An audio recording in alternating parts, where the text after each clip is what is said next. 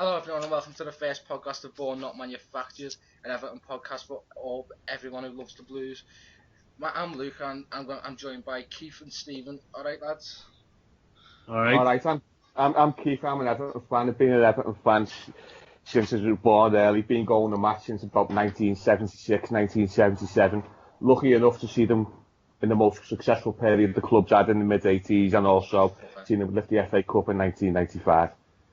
Stephen? I'm Stephen from jolly old Northern Ireland. I've been an Everton fan since I was born because of my old man. I've been going to Everton matches since I was a toddler, really. Season ticket holder at the minute, and haven't really seen any success. At least you were alive when we had success. I wasn't. Well, you were alive for 95. I was born in 98. I was more into Power Rangers. But anyway, let's start it off with the Leicester game on Saturday. What a disaster! 3-1, almost as bad as the derby. I don't want to say much about it. You used to. I thought it was worse than the derby, to be honest. In a way, because the derby obviously was bad, but to be fair, we've always bottled playing at Anfield in my time anyway. Yeah. We've always done it. And three days before a cup semi-final, I suppose, it's not making an excuse up for them. It was the worst derby I've ever seen, but maybe that was in their minds as well. But this game here, with all the speculation about the manager and about him losing the players and all this, there's a chance there on Saturday against the Leicester team that had been partying all week, and that was, I don't even know what that was. It was diabolical. Spineless. I think it took us till, what was it, into the 50-something minute or something to have a shot on target, something like that anyway. We had Nias walking round on the left, we had the Lukaku strolling into the box whenever we were on the attack. It was diabolical. It just summed up the whole season up really. Yeah. I mean, I wasn't even upset at the end of the game. I was expecting a performance just like that, and that's what we got. It was funny. It's so predictable the way we're going to play, and all. It's just I think I laughed when they got their second penalty. To be honest, I thought that just summed it up.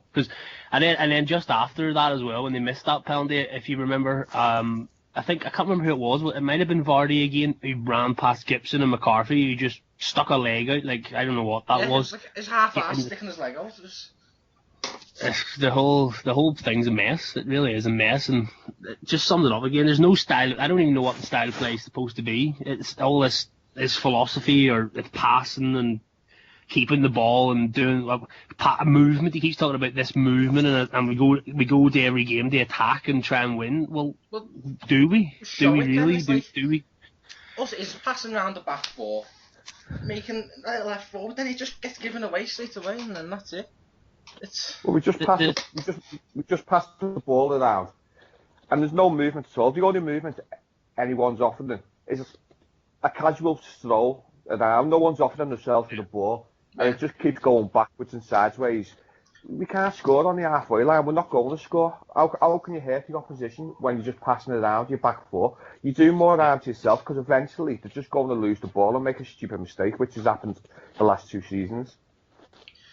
The way sorry, go on. No, go on. No, I'm answering this phone. Go ahead. I was going to say, the way I see it is, obviously you can have players that are on bad form. Sometimes that happens where you just don't play well. You have bad patches of form. You as a collective individual or as a whole unit, it seems like the whole team's just not playing well at the minute. But the one thing you want to at least expect is be organised. If you're not, the way you get teams, if you're not playing well and you're not, especially in recent games, we haven't been scoring many goals either. We've only had, I think, about 8 shots on target or something in the last 5 or 6 games, I think the stat was. Yeah. So we know we're not playing well, playing this football or going forward, but the one thing I want at least is to grind out results. Like, there's no reason why we couldn't have went there and even tried to get a point. Just show a bit of fight. Just show a bit of fight and organisation, and then that. You know, at least you've tried. We're just a complete shambles. It was just a shambles. They're not asked no more. There's just no. You're just seeing no effort at all from the players. As I said before, just walking around. And on Saturday, and other games recently as well, it actually looks like the players are trying to get in the sack. It's just it looks like they're just they're not interested. The fans aren't interested. Nobody's interested, and it's just not good enough. It's just something's got to change. Yes. I think the signs were there last season when it was last January, just after that Christmas spell we had where we lost. I think it was 5 or 6 in a row or something, and Lukaku came out, did that interview with the Echo and with one of the national papers and said that they had a team meeting and we're going to change the style of play and all this, and then the very next press conference, Martinez came out and slammed the interview, basically saying I pick the team and I make the tactics and all that there. And then it's something similar's happened this year again. You can also see, well, it worked for whatever happened last season in that dressing room. It worked for a while because after we got beat against Stoke in March, we were in a relegation battle. We really were. We were only like 3 or 4 points off the bottom 3, and we hadn't won a game in a long time. And then I think we played Newcastle on the Sunday, and he actually played Coney up front with Lukaku, and we went a bit more direct. And I think we went unbeaten for 4 or 5 games, playing a little bit. None of this, and not just that, but when the ball came towards the defence, we got rid of it. There wasn't any of this take a risk and let's play it out and dribble out with it and all that. There was none of that. So, but it seemed, that's why I thought when I backed Martinez. I know a lot of people didn't last season. I know a lot of people thought, no, he has to go. But I was one that thought I'll give him the Christmas, this Christmas past, and I thought, well, he's shown me that maybe he will change after that little spell we had at the end of last season. But it isn't. He just went back to doing what he wants to do, and the way I see it, he treats us like an experiment. We are like an experiment or something to him. The way he talks about, I will do things my way. I won't change my style to get results because it's against all my principles, and I believe in it. I don't even know what he's talking about half the time when he says stuff. It's just ridiculous. So it is. And Baines coming out again. Baines doing what Lukaku did. Basically coming out and saying what we can all see. There is no chemistry. They don't know what they're doing on the pitch, and that's on the ball, and especially off the ball. On the ball is the thing that you would expect us to be good at because Martinez is it, or so he says. He's this attacking manager and all this here, and we did score a lot of goals, especially up until that cup quarter-final. We did score quite a lot of goals. We were one of the highest scorers in the league. Defensively, we were shocking, but that's gone now. So even on the ball going forward, we're a mess, and off the ball, it's just we are the worst team. Obviously, Aston Villa, I would probably say tip us just, but I think we are the worst team off the ball. What was that stat going down the other day? Of the last 3 games, we've conceded something like 80 odd shots or something like that, or 70 to 80 shots in 3 games. Yeah, even Bournemouth had about 15 or something last week. What's happened if like more of those shots went in? We'd be looking like cricket scores. And we're not far off a cricket score coming on the way we're playing. If that Leicester penalty had went in and they had made it 4, I think it could have been about 5 or 6. The scoreline can't disguise how bad of a performance it really was on Saturday, to be honest, because 3-1 doesn't look so bad on paper, but it could, like you said, they could have had 10 or something. Yeah. I think even Bournemouth last week. I think Bournemouth last week, especially in the first half. Yes, we were trying our best to let them win, really, to be honest. Yeah, towards the last 10 minutes of that game, Bournemouth should have scored, definitely. Yeah. We were quite lucky in that. We were just lucky that they'd been doing shite recently as well. Lacking confidence. Yeah. That paper, guys, I think like we all said last week, that just papered over. Well, I don't even know if it does paper over any cracks. I think it's the way that the whole fact is how it's gone on this long. We're up to 2 games to go. We all thought that he was going to be definitely gone after the semi-final. I wanted him gone after Anfield, like straight away. He should have went, in my opinion, then. But obviously, with the preparation of that, maybe you can understand why he wasn't, because it maybe I thought maybe it would have done us good to get rid of him after Anfield, because then it might have given everyone a lift. But sometimes it might not. It might have went the opposite way, and there was all upheaval and preparation has to be thrown out the window and all that. So I can understand why they kept him. But I can kind of understand that myself. Yeah, but because you should have done it sooner. You should have just sacked them sooner, longer time. Yeah, a month or 2 ago, early, even longer. Yeah, well, it's got to the point now where. Yeah, go on. No, I was going to say Christmas for me after we lost to Leicester, and then the Leicester game wasn't as bad as such, because I know we conceded 2 penalties. at home. We conceded 4 against them this season, but I know we conceded at the game at Goodison. But I seen a bit of fight at Newcastle when we went on Boxing Day to beat Newcastle. We showed a bit of fight. We were a bit more organised. And we scored in the last minute. I think that must be the only time we score a late goal. Because usually the fitness levels or whatever, that team is shocking normally at the end of games. But we actually won the game, and you thought, all right, then there's something there. Maybe we had a perfect opportunity. I think we played Stoke 2 days after that, and we were a shambles again at the back. We got ourselves in front in the game, and then we do what we do best, concede 2 late goals. And for me, that was the final straw. That was the game for me where he hadn't learned anything from Leicester, the previous home game, and then we go and do that again against Stoke. And then we went on a run where I think we've only won 2 home games since that game in the league. I think it's 2 home games, Newcastle and Bournemouth. So it's just upsetting even thinking about it. It just makes me angry. It's just, why are you still in a job? Who's keeping him in a job? And exactly. The longer he's in the job, the more worried I'm getting about our board. Where's the ambition from them? You got to look at this, and why aren't they thinking it's not good enough? Everyone else can clearly see it. I want to hear from the person that paid £200 million for 49% of the shares, because we haven't heard one thing from him. He came out and did one interview with Ken Wright came out and did one interview after Chelsea with Moshiri standing beside him, and he didn't really say much. He didn't say much. And that's where but he's been at the club. What a manager. Yeah. I don't even know who's done in the club. I don't think who's in charge? Is anybody even making decisions here? See, I can understand it from a point of view that I think if Moshiri doesn't want Martinez, I can understand that he maybe wanted to wait till the end of the season, maybe to get his own man in if he was going to take complete control of the club or whatever. And because sometimes when new people, I prefer it when a new person comes in, they actually do take a back seat just to assess everything.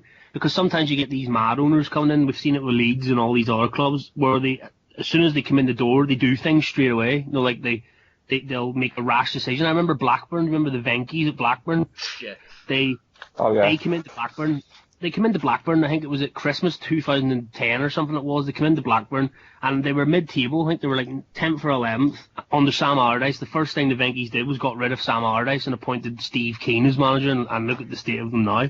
So I can understand some people's points that maybe Moshiri is taking a back seat for the time being and just assessing everything, because he's seen the protests, he goes to every game, and he's seen the football, and he's supposed to be a well-known or a very knowledgeable person about football, so he'll know it's crap.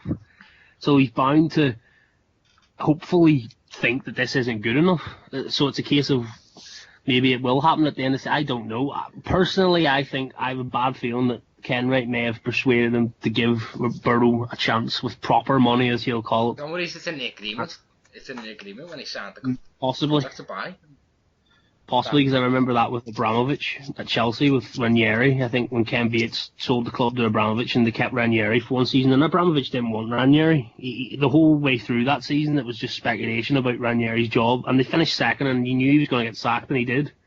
So maybe you just don't know. At the end of the day, well, I think by 6 o'clock on Sunday, when the game's over, and he's done his after-match interview, that to me, if they're not going to fire him or announce he's leaving that night, or at least on the Monday morning, yeah, if it's not going to happen then it's not going to happen, because you think about it, Euros and so on is on, and we'll be stuck.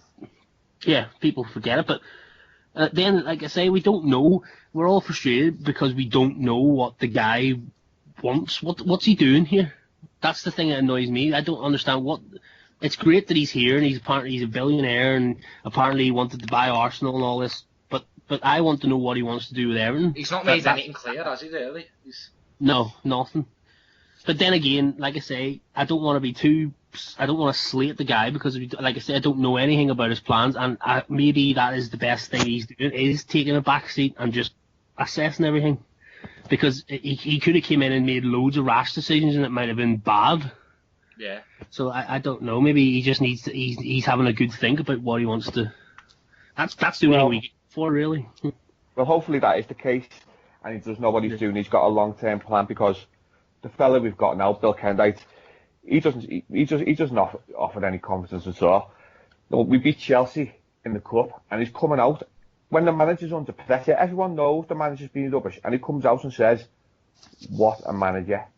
All because of one win. Just because we won once, and he's heaped more pressure on himself by saying that, not coming out and issuing statements what his plans are. Even if they said we're parting mutually at the end of the season, everyone will go all right, and he'd get off Martinez's back. I can't feel sorry for Martinez because he's been sort of left out to hang and dry. Yeah, that's not his fault. It's just clear. No, it's not. It's not his fault. Yeah. I definitely feel sorry for him because, he comes out with this nonsense that he talks about his philosophy and all. Footballing side of things, I don't agree with anything he talks about because the philosophy he talks about is a philosophy that I like and would love Everton to play, but he doesn't implement it. That's not the philosophy. Like, all this attacking movement, and we don't play like that. We don't do that. It's completely the opposite way. Spurs are as close to what Martinez talks about as his philosophy. That's what they do. That's what I want to do. They actually work. Yeah, well, exactly. The way he talks about the philosophy is exactly what Spurs do, where when they don't have the ball, they get it back as quickly as possible, and they're fit. They're fit, and they keep the ball well, they all move. But I feel sorry for him as well because maybe he hasn't been told. I don't know. They send him out to the press every Thursday and after every game, and he knows what the fans feel, and he probably doesn't know either because I think he's already said he doesn't know. He doesn't have the answer. It's not up to him and all this. So, and like I said before, he thinks his job's like the more secure than it's ever been. So yeah. Well, then maybe he hasn't. Yeah, I don't know. I think he's going to say that. He's going to say that if he's not in any way. He's going to play along with it and just pretend everything's okay and hope everything's okay. You got to make it look like it's not getting to you. Yeah. I've seen people say he should resign. Why? Why should he? You want that payoff? Would you resign? I wouldn't. No, exactly. I want the fucking money. At the end of the day, at the end of the day, the club was silly enough to give him a contract after one good season, which I thought was silly. We all loved him after that first season. No one can deny it, even if he didn't want him as manager when he first came. But after what he did the first season, when we still played, or we still had that Moyes defence organisation and all that, I think we all got carried away after that first season was over because we obviously broke our points total, and then they give him what was 5-year contract, and then they put the silly billboard up and all. Yeah, what's his face doing on the side of the fucking on the ground? Don't know. See, that's the first alarm bells for me though. That was the first alarm bells was that summer when he was too busy in America watching the World Cup and doing American television, and we didn't even know. If you remember, we didn't even have any fixtures arranged. Not one. Not even one fixture was arranged in the middle of June, and we were supposed to be coming back to training at the start of July. Not one. Where you get all these other clubs had tours and that worried me a bit, and then I think we announced a couple of friendlies at Tranmere for some reason. Yeah, just meaningless friendlies. They're all meaningless, you get what I mean, but we couldn't get no fitness out of them. What it's all about. Fitness and getting used to playing with each other. It worries me for this summer, again. It really does. What's the plan? Well, we've seen Leicester the other day have come out and said they're playing in the Champions Cup we played in a couple of years ago. They're playing against, and I think, where they make their own rules. That was the goal. Oh no! Use it in the fair place playoff now. What? Yeah. And we haven't. There's nothing. Nothing's been again. But then again, I don't know whether that's because of the. But this is the point where something like you say about an announcement or whether he's staying, whether he's going or staying, we have to be told. Simply, he's staying, for example. If he's staying, fine. Make it clear what you want to do. Yeah, I'll not be happy. I don't think a lot of people will be happy. But at the end of the day, if we're told that's it, Mashiri wants to give him a chance, then all we can do is hope that he changes, because I think he'll know automatically if he does get given a chance to stay, he's under big pressure. He has to start well, because if we start next season badly and he's spent a decent bit of money, he'll definitely not survive. But the World Cup, the Euros, worry me because of what happened last time. Yeah, he's going to fuck off to the Euros and start scouting again. Yeah. Well, he's a great talker, isn't he, though? You see him on TV, he's a great talker. You could listen to him all day when he talks about football, because I've listened to him talking about Barcelona and the way that because he's went and watched them shoot, and it is fascinating to listen to him, and I've heard him on podcasts before, and you do listen to him and you think, this guy could be a genius the way he talks about football, but yeah, it's not worked at this club anyway. It's definitely not worked here. I think it's just too big a job for him. Our expectations and 21 years without a trophy, we're all just fed up of it, and I think we need a stronger manager than what he is. Like you said, we've always been shit before. Like when I was growing up, we were always very average. The ambition was just to stay up, but there was always some fight there. Even with poor players, there was always some fight. But there's no fight in this team. There's nothing. We've seen it for 25 minutes at Wembley. That was about as close as we've got to this season. And maybe Chelsea in the cup quarter final. That's about the only 2 times I can say that we've shown a bit of passion or whatever. Yeah. The whole soul of the club's being ripped out. It's just not in there. Right from the top. What's the ethos of the club? I mean, where's the ambition here? I mean, I hate to say it, Liverpool sacked their manager mid-season for a lot less than this, and then he brought in a top manager. And now look at them, they've been in a second final. But remember when he sacked out Leach, he finished 7th. He won a League Cup and got to an FA Cup final. They binned him off at the end of the season. They're showing ambition at least.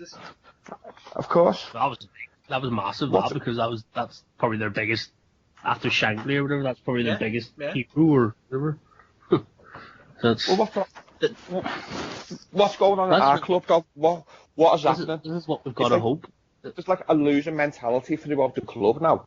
From boardroom level, right down to now we've even got fans now who are just happy to go there, just clap anything and just like don't want to hear a bad word said about what's going on and just bury their heads in the sand. It's just all this has been instilled into the club, and it's just this isn't what our club stands for. Our club nil satis, nisi optimum. We all know what it means. Exactly. So why doesn't it apply to the club? We may as well just get rid of that now. We may as well just scrap it. I can see why they decided to get rid of it when we got off that badge that year. Well, finally all comes clear now, doesn't it? Yeah. The ironic thing about it is, since the Premier League started, most of it, apart from I'll give Moyes a bit of credit, apart from his time here, where we did finish in the top half and top 6 a few times, but in the main, the Premier League's been terrible for us. And the ironic thing is, we were one of the big 5 clubs that wanted it. We fell so far behind Spurs and Man United and Liverpool, who all wanted it as well. And like you say, the ambition is not there.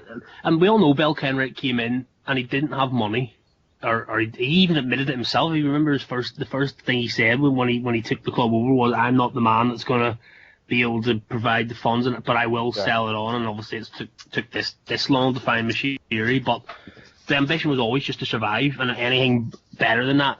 And we were quite lucky to get Moyes, in fact, because he didn't have much money to spend, and he did do a really good job. Like, if you think about it, he really did. When we're finishing in the top 6 sometimes, especially that season where we finished 4th.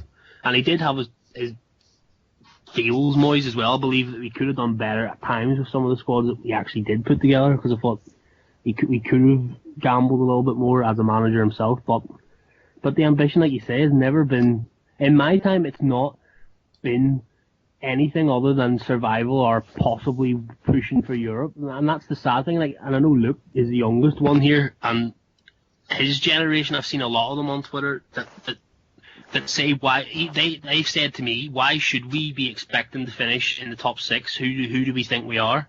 We haven't won anything, and that's because they don't know. They've never seen it. Either have I, to be perfectly honest. I haven't seen it much, but I go off what my old man said and what he's seen, and what I know what the history of the club is. So why should we not expect to be the best? Exactly, we're the 4th most successful team in England. So if that's all, if that doesn't warrant 4th at least, obviously, then I seen a great tweet today. Someone was having a go at someone about our fans and our expectations. It was a Liverpool fan, I think it was, tweeting one of our fans, and he said, why should Ronald Koeman leave Southampton and go to Everton? So our fan obviously said, because I think Everton's a bigger club. And the fans said, well, he's put together a great team there and all this and all that. And our fan turned around and said, well, he's going to have money, hopefully, and it's a bigger club. He just kept saying the same thing over and over again. And the fan turned around and says, I know a lot more better fan bases than what Everton have and all that. And I thought about that and saying, how wrong you are. 21 years, we haven't won nothing, and we've consistently got about 30,000 season ticket holders, near enough full houses every week, are in the restricted seats, obviously, because I wouldn't even pay for them. And away from home, look at our away fans. We sell out every single away game. Every single away section is sold out, no matter how. And we will again. Sunderland Wednesday night will be sold out. I'm not looking forward to Sunderland though. No. I don't look forward to any matches anymore. I'm not even asked anymore. It's just. But to me, our fans deserve better at least. Why shouldn't we be on a par with Spurs' ambition at least? Because yes, Spurs are from London and all this, but they're, in what way are they a bigger club than Everton are? They're not. They're not. Exactly. No. So I don't see why shouldn't. Now we have apparently got money, so therefore this is the problem, that this is a big summer. The boardroom level manager, first of all, boardroom level as well, I think is important, because whoever's going to make the decision about whether he stays or goes, Martinez then needs to get a grip of the whole club and say, we're getting this manager and this is your target. That's what I want. I want set targets. I want, like, say he does give it to De Boer, who's linked.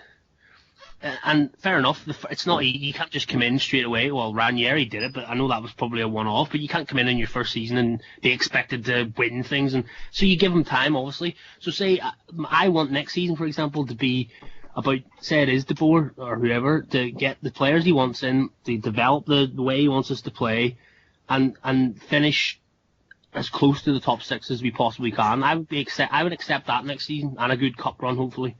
Then this is where the set targets I want coming in for the second season, for example. If he has signed a 3 or 4 year contract, it has got to be trying to get in the top 4. And if you don't do it, then we renew your contract. Exactly. Simple as that. There's got to be targets. Because there hasn't been targets ever before, not since not John Moore's time. Quickly before we wrap it up, anyway, Sunderland tomorrow. Silly question, really. What are you expecting from it? I don't know. I thought we beat Leicester. I said to you today, I thought we beat Leicester, even though I'm being silly. I'm always optimistic we'll win games, and then when it just depresses me when we're actually playing. So I'm optimistic again, because I just am, and I don't know why. The form book tells you Sunderland's got to win, aren't they? Defoe's on form. They've got something to play for. They've got the fight in them. Well, that's it. Well, all they need to do is win, don't they? And that's them safe. So yeah, the sense of Newcastle's down.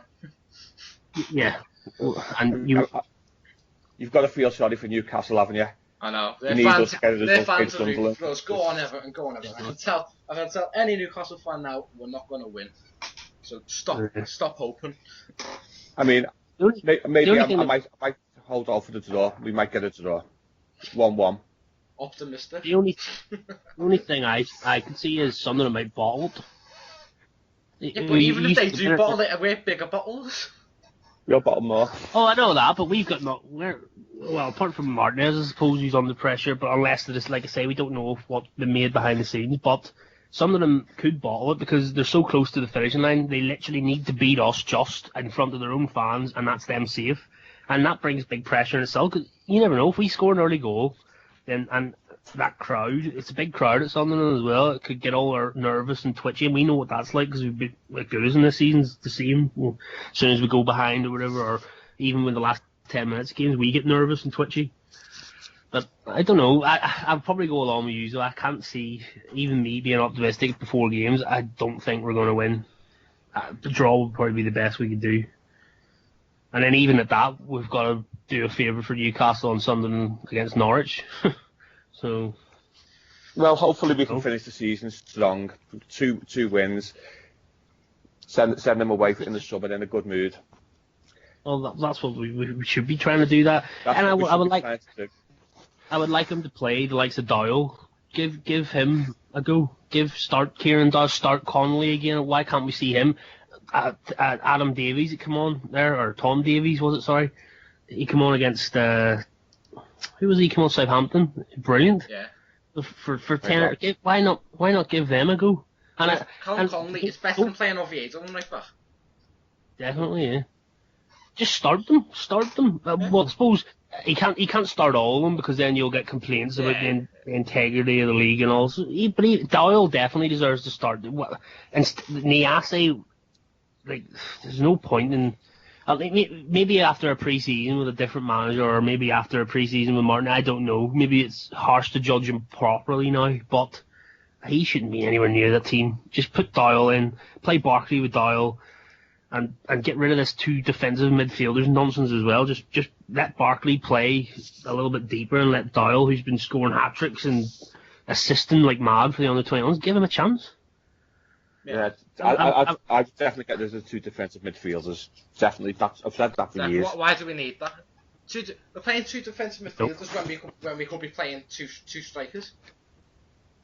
Well, we played two defensive midfielders and we still concede. We still look like we're going to concede goals for fun. Because the shape of the team off the ball's awful. We played two defensive midfielders and none of them bother defending really. When Gareth Barry plays, he obviously can lead the game a lot better than anyone else in that position at the club. But when he doesn't play, it's just a shambles. It's just an absolute shambles. There's nothing. Yeah. McCarthy, what is he? The young man now. That's all he's turned into. He doesn't run. He doesn't even run as much as he used to 2 years ago. Yeah. I was made up with that season. Yeah. So was I, because when we first signed him, I thought that's a lot of money for him. Like, it's a bit. Is he that good, or is he even much better than bloody Phil Neville that we had in there? Like before that, but he proved on the first season. But he hides behind that running though. He does work. He'll run, like you say, off the ball. And I think he hides behind it where people will see him run and think, oh look, he must be trying his balls off. But he doesn't. To me, he doesn't win enough tackles. And when he does get near the ball, he's always late. He gets booked silly. Yeah. Seen what happened at Crystal Palace. He knew that red card was coming at Crystal Palace. That was a cert that was going to happen.